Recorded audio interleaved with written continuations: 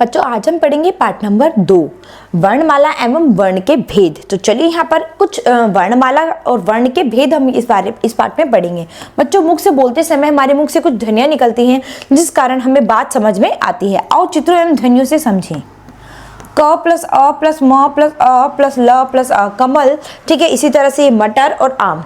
बच्चों इन ध्वनियों को और छोटा नहीं किया जा सकता, यानी वर्ण के और कोई छोटे टुकड़े नहीं किए जा सकते, यानी वर्ण भाषा की सबसे छोटी इकाई होती है। इन ध्वनियों के लिखित रूप को वर्ण या अक्षर कहते हैं। वर्ण या अक्षर के खंड नहीं किए जा सकते। परिभाषा क्या है? ध्वनि की सबसे छोटी इकाई को वर्ण कहते हैं। और वर्णमाला का अर्थ है वर्णों की माला। वर्णों के क्रमानुसार लिखने को वर्णमाला कहते हैं। वर्ण के भेद। वर्ण के दो रूप होते हैं, पहला स्वर और दूसरा व्यंजन। तो आइए देखें कि वर्णमाला में कितने स्वर हैं और कितने व्यंजन। तो सबसे पहले हम पढ़ेंगे स्वर। स्वर हमारे कितने होते हैं? 11। आ ई उ री ए ए ओ और औ।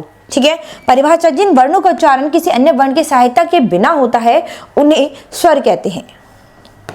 इसके बाद यहाँ पर है व्यंजन। क ख ग घ ड़ च छ ज झ ड़ ट ठ ड ढ ण त थ द ध न प फ ब भ म य र ल व श श स ह। तो ये कितने होते हैं आपके? 33। कुछ अन्य वर्ण हैं यानी ड़ ढ अंग अह, ये ना तो स्वर है और ना ही व्यंजन। छ त्र ज्ञ श्र ये संयुक्त व्यंजन कहलाते हैं क्योंकि ये दो वर्णों के मेल से बनते हैं। ठीक है।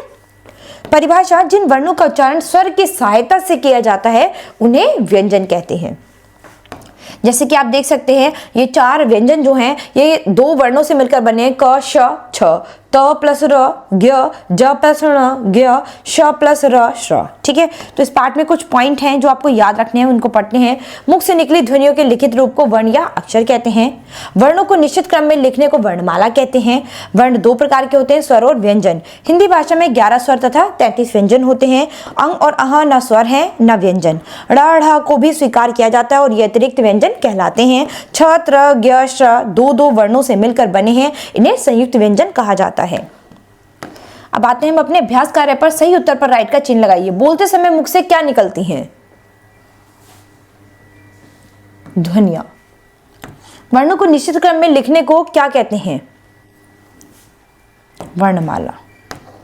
वर्ण के कितने भेद होते हैं? 2 वर्णों के मेल से बने व्यंजन को क्या कहते हैं? संयुक्त व्यंजन। ठीक है। नीचे दिए गए वर्णों को जोड़कर चित्र के अनुसार शब्द बनाना है आपको। तो ये आपका क्या बनेगा? अनार। ठीक है। इसी तरह से बाकी के शब्द आप अपने अभ्यास में करेंगे। तो बच्चों ये पाठ हमारा यहीं खत्म होता है। अब हम आपसे मिलेंगे आपकी नई क्लास में नए पाठ के साथ। धन्यवाद।